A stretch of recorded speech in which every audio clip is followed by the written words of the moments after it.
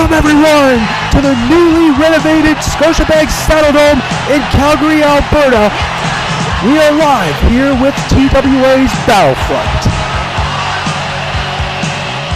Hello everybody, RJ Peckham alongside my broadcast colleague Mark Adams. And Mark, we are just a couple of weeks or so away from Halloween Haunt. Therefore, the matches are going to get much more intense. The feuds are only just going to heat up from here. And from what I've heard, we're not wasting any time. We're going right into a match right now. Let's begin. The following contest is the TWA Championship Tournament #1 Contenders match. Introducing first, from TWAWorld, weighing in at 209 pounds, Sub-Zero!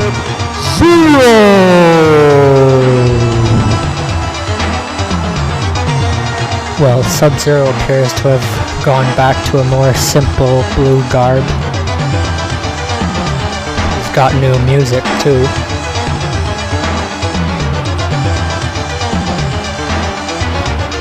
Sub-Zero had to overcome 007 James Bond in the first round of the tournament. But with Sub-Zero's next opponent, I don't think it's going to get any easier for him. Because he's facing another guy who is excellent at the art of technical wrestling.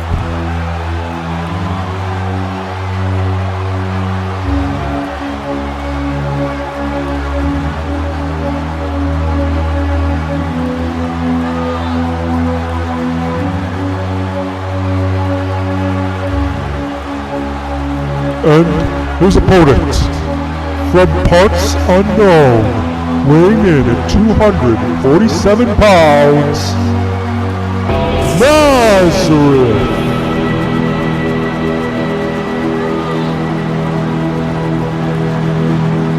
Nazareth, on the other hand, is facing an entirely different opponent in Sub-Zero. Nazareth was able to breeze past Leatherface in the first round. But you're talking about two completely different wrestling styles in the form of Leatherface and Sub-Zero. Leatherface was more of a power guy, smash mouth in your face. Sub-Zero, on the other hand, he will not hesitate to take it to Nazareth. These guys are going to be matched hold for hold. Both are also extremely great high flyers. So I imagine we will see both of these guys going above the ropes frequently throughout this contest.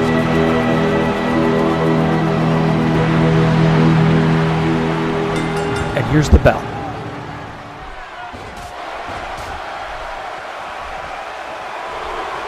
Becoming the #1 contender to the TWA Championship means everything to both these men.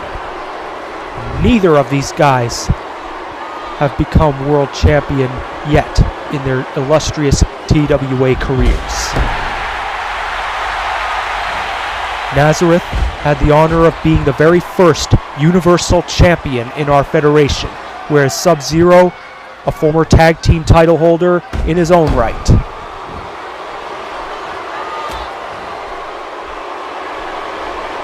But those were just stepping stones for these two fantastic athletes. By winning the TWA title, they will forever etch their names in the industry of sports entertainment.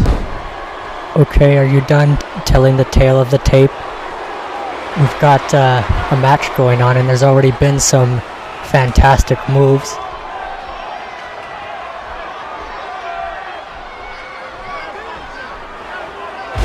Nazareth already surprises Sub-Zero with a neckbreaker. And indeed, I think we saw Sub-Zero taking a dive from the second rope onto Nazareth just earlier. Nazareth comes with a kick right back.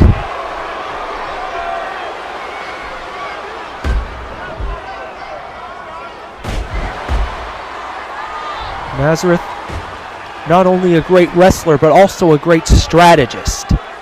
He knows exactly the weak points of his opposition.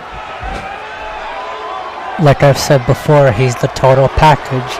A technician, a powerhouse, a high flyer. Oh my God! Takes incredible flexibility for someone like Nazareth to perform a German suplex right off the top rope. If Nazareth keeps this up, he may go to the finals. But Sub-Zero lands his body weight using his knees on Nazareth's face. He may have almost crushed Nazareth's orbital socket.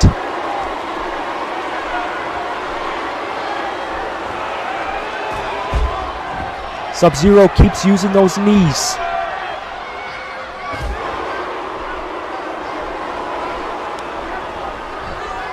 Sub-Zero has been mired in the tag team scene for many years with different partners, but he hopes to finally make a name for himself as a singles competitor, but so far, Nazareth is putting a fork in his dreams. Nazareth going for the camel clutch, but I don't think Sub-Zero is ready to give up just yet. And he lands Nazareth right on his spine. Spinning leg drop, but Nazareth just keeps coming back up.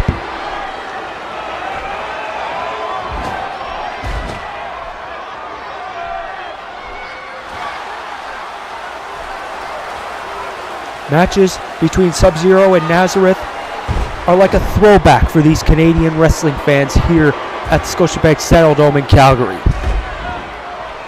They would enjoy the old days of Stampede wrestling with technical greats.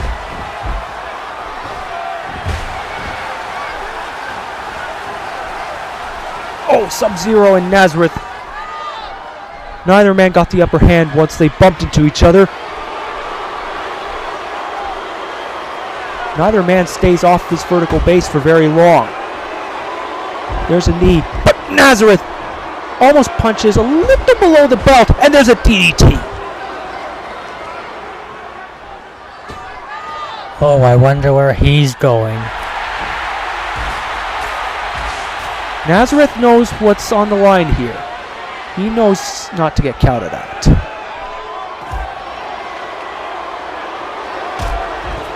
And there's our French commentators right there.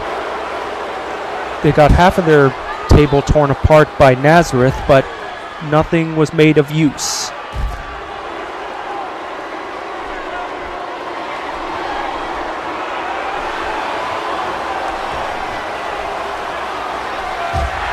Nazareth with a tilt-a-whirl backbreaker, matching Sub-Zero move for move. If Nazareth keeps this up, Sub-Zero's in trouble, and Sub-Zero already trying to grasp the ropes to break the camel clutch, but he breaks out of it.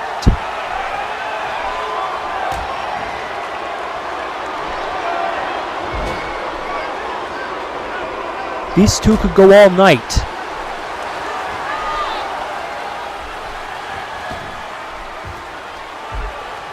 These two would definitely be Iron Man match candidates. And now Sub-Zero throws Nazareth back into the ring. Sub-Zero taking his time, methodically destroying Nazareth. Sub-Zero going for the top. Oh, sorry, I thought he was going to go for a move from the third rope. Nazareth is going to throw Sub-Zero again. No! Sub-Zero. He finally goes to the third rope. And a Hurricane Rana. Nicely done. You can't get any more polished than that. Sub-Zero with a top rope dive. I think he tried to go for a pin there, but it was already broken up because Nazareth happened to have his feet on the ropes.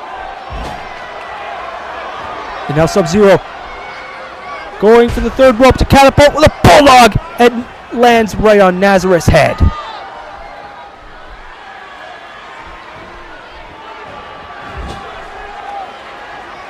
Looks like the momentum has now changed to Sub-Zero's corner. But how much longer can he keep it up? Sub-Zero, what's he going to do from here? Superplex! Maybe not as great as the German suplex performed by Nazareth, but still effective enough. Sub-Zero. Hey, he stole Homer's simplex finisher. I don't think that was intentional. I think he was trying to go for a full stall suplex, but he couldn't get Nazareth's weight all the way to the top. And now Sub-Zero lands Nazareth right on his head and causes a bit of blood spillage. Sub-Zero with a moonsault! 1! Oh no. There's still life in Nazareth yet. Sub-Zero goes for the kicks though. He's being relentless in the attack.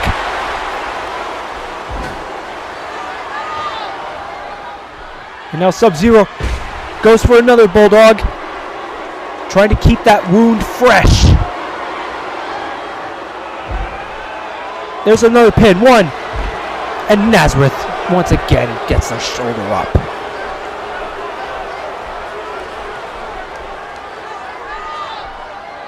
Each man using the grappling hook. And Sub-Zero once again with a Hurricane Rana. And Sub-Zero gonna go for the third rope. Oh! Top rope dive. Sub-Zero, he just has to go for the pin, but he chooses not to. Is this a Lin Kuei driver? No! Nazareth reversed it.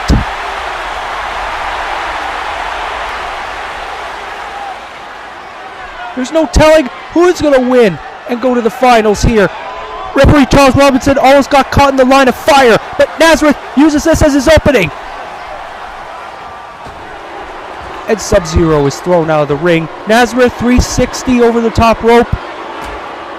You know, a great wrestler like Nazareth should know that every time he throws his opponent outside the ring, it slows down the match. And now Nazareth, he keeps throwing Sub-Zero on the outside. Personally, I don't know why.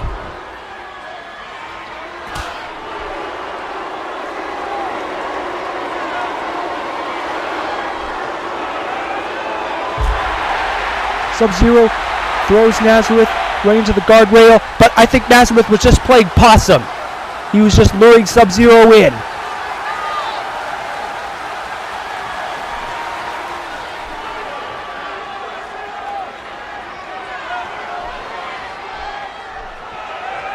Nazareth, you need to get back in the ring. You don't want to get counted out. Nazareth still holding a heavy head after Sub-Zero busted him wide open. And now Nazareth choking Sub-Zero. Lands him right on the back. All he's got to do is go for the pin.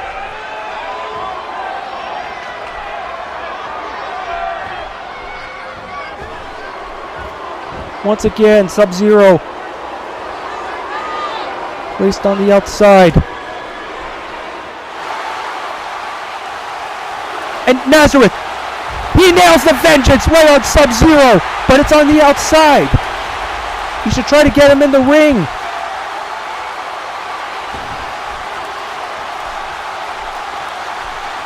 And now Nazareth's going to go for the top rope. Oh, he tried to go for a move, but missed. And now Sub-Zero going for a top rope dive, but he misses too.